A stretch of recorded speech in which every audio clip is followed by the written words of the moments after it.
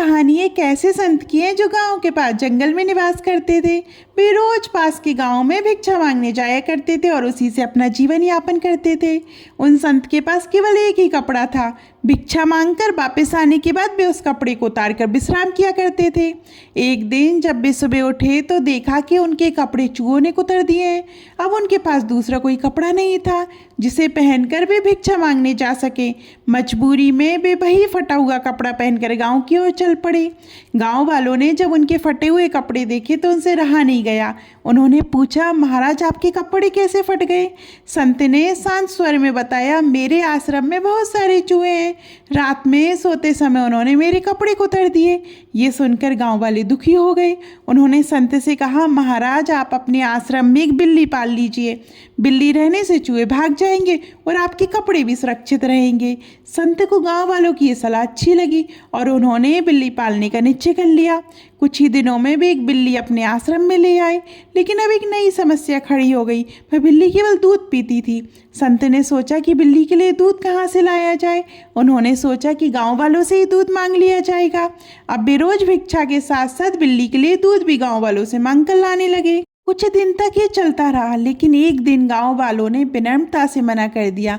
उन्होंने कहा, महाराज हम रोज रोज दूध नहीं दे सकते।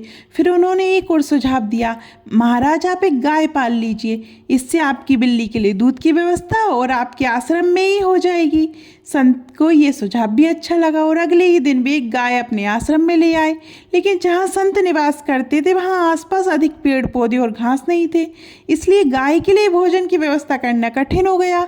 अब संत गाय के लिए घास भी गांव वालों से मांग कर लाने लगे। कुछ दिनों बाद गांव वालों ने घास देने में भी असमर्थता जताई। उन्होंने कहा, महाराज हम रोज रोज आपकी गाय के लिए घास की व्यवस्था नहीं कर सकते।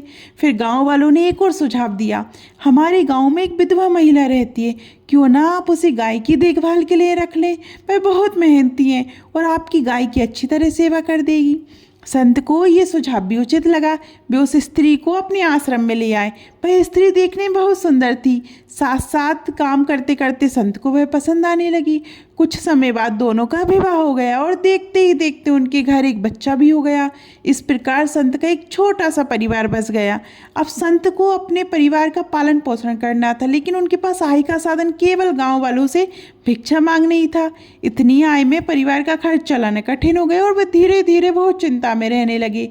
ठीक ऐसा ही अक्सर हमारे जीवन में भी होता है। जब हम दूसरों की बातों में आकर बिना सोचे समझे निर्णय लेने लगते तो धीरे धीरे छोटी समस्या बड़ी परेशानी बन जाती है। इसलिए जीवन में किसी की भी सलाह मानने से पहले हमें एक बार स्वयं जरूर सोचना चाहिए, क्योंकि बिना सोचे समझे लिया गया निर्णय आगे चलकर कई परेशानियों का कारण बन सकता है।